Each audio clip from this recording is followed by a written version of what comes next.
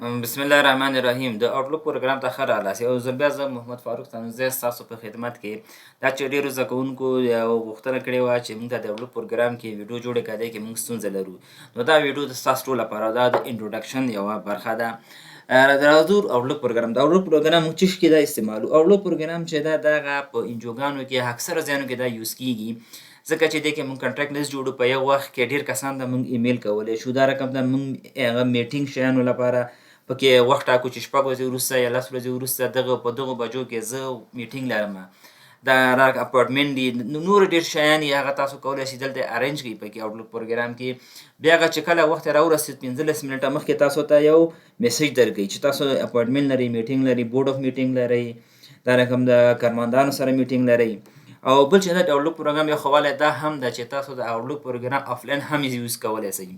که تاسو چیرته په کور کې تاسو اوسېږئ او تاسو ته سبا یو کس وایي چې 50 کسانو ته 80 کسانو ته منیجر ته وایي چې تاسو بیا دغه ایمیلونه تاسو هغوی ته وکړئ او تاسو باندې کار ډېر وي او نیټ هم ونه لرئ، دا چې تاسو په کولی شئ د شپې هم د ایمیلونه جوړ کړئ، کسان نومونه هغه کې سیف یې کړئ. کله چې سبا دفتر ته راغللی نو په اتومات ډول چې نیټ کنیکټ سو، دغه څومره کسانو ته د شپې چې 50 کسانو لیست جوړ کړی دغه ټولو ته دا سینډ کېږي په اتومات ډول سره.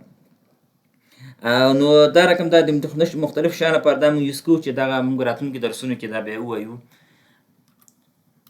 بل چې دا په دې آوټلوک پروګرام کې چې تاسو په دې موضوع پوه اوسېږئ، اکثره خلک چې د هاټمیل د آوټلوک ډاټ کام دغه کې ستونزې دا څه شی دي که نه، ځینې خلک هغه پې لري. دا چې دا په لومړی ځل دا وینډوز لایف په نوم باندې یادېده.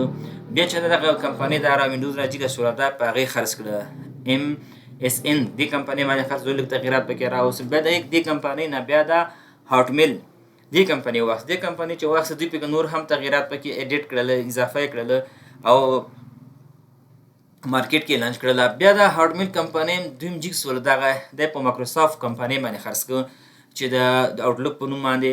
نو دوی چې دغه نور تغیرات آوټلوک پکې راوستل. دا هم د آوټلوک پروګرام چې د عین جیمیل او هاټمیل دا هم خو دا پکې لږ تغیرات راوستي دي. جیمیل کې موږ تاسو ایمیل شین کوو، دې کې هم موږ ایمیل شین کوو، خو دې کې نور ډېر خصوصیات دي چې دا به موږ راتلونکي درسونو کې ووایو. بل چې دا موږ تاسو په دې یو شي باید پوه اوسېږئ چې ته موږ تاسو ایمیل کوو نو هغه کوم سروس شیانو کې راځي. یو چې دا ویب میل سروس ده چې دې کې موږ تاسو خپل د آی ډي جوړو، لکه دا هغه ده ګوګل ده چې د هغې جیمیل ده، دا رقم د یاهو ډاټ کام ده چې د یاهو میل ده. بیا دغه کې موږ تاسو آی ډي شیان جوړو، همدارنګه آلو ډاټ کام ده. بل دې کې چې دا ګوره ایمیل اپلیکیشن او سافټویر ده. دغه سروس چې دا دې کې دغه کوم آی ډي چې موږ پورته جوړو په دې کې ویب میل کې، هغه آی ډي دلته موږ کنفیګر کوو چې دغه آی ډي چې دا په دغه سافټویر کې موږ یوز کوو دا دغې لپاره راځي استعمالیږي. بل چې دا موږ ډیفرنس په جیمیل او په آوټلوک څه ډیفرنس ده، دې باندې تاسو بیا ډېر زیات پوه اوسئ، ځکه چې دا مخکې درځي خلک وایي چې زه آوټلوک استعمالوم ولې جیمیل نه استعمالوم. پخوا خو موږ جیمیل یوز کوو که نه. ګوره د جیمیل کې چې دا موږ تاسو هر وخت چې یو فایل موږ تاسو سینډ کوو نو هغه د 15 ام بي څخه ډېر موږ فایل سینډ کولی نه سو. حال دا چې په آوټلوک کې موږ تر 100 ام بي پورې یو فایل چې څومره غټ وي هم 100 ام بي پورې موږ کولی شو چې یو فایل هغه سینډ کړو. بل چې دا په جیمیل کې چې دا موږ ته 15 جی بي سپیس راکوي چې موږ ته ایمیلونه شیان راځي که نه، هغې نو څه که چېرته جګړه ډک سي تاسو مجبور یې هغه خپل ایمیلونه شیان ډیلیټ کوي. حال دا چې په آوټلوک پروګرام کې موږ ته انلیمیټډ راځي، ځکه چې موږ په ون ډرایو کې صف کوو، دا رقم ته په خپل سیسټم کې هم صف کړي، کمپیوټر کې داسې مختلف یوزج تاسو پکې کولی شئ. دې کې بل چې دا په جیمیل کې موږ څه کې لیمیټډ چینجز ده جیمیل کې، ځکه دې کې موږ ډېر چینجز راوستلی نو موږ اوډ ورژن دي که نه. او دغه آوټلوک چې دا دې کې انلیمیټډ چینجز دي، د هر ډیزاین سره کوم چینج کوي، دا رقم ته مختلف چینجز موږ دې کې راوستلی سو. او بل چې دا جیمیل چې دا دغه انټرنیټ ته اړتیا لري. د انټرنیټ کې چې تاسو نه لرئ، تاسو بیخي یو ټکی هم په جیمیل کې تاسو لیکلی نه سئ او نه اوپن کولی سئ. او حال دا چې موږ تاسو په هغه کې دا آوټلوک پروګرام چې دا موږ په آفلاین هم یوز کوو. یو ځل چې دا موږ انسټال کړ، هر څه جوړ کړل، د جیمیل څخه هم سپورټ واخیسته، د هغې څخه وروسته موږ تاسو کولی شو چې دا آفلاین هم استعمال کړو. موږ باندې کار دفتر کې ډېر ده. ما ته منیجر وایي چې سبا تاسو به دغه کسانو ته دومره کسانو ته دغه خطونه تاسو ایمیل کوئ. دا به کومه څه ایمیل کوم؟ زما د شپې کور کې هلته که چېرته ما یو رقم خط وي نو کنټرکټ لیست جوړو، بیا د هغې لیست یو نوم ولیکو، که 20 کسانې 50 کسانې وي نو په ټول ته په یو وخت کې سینډ کېږي.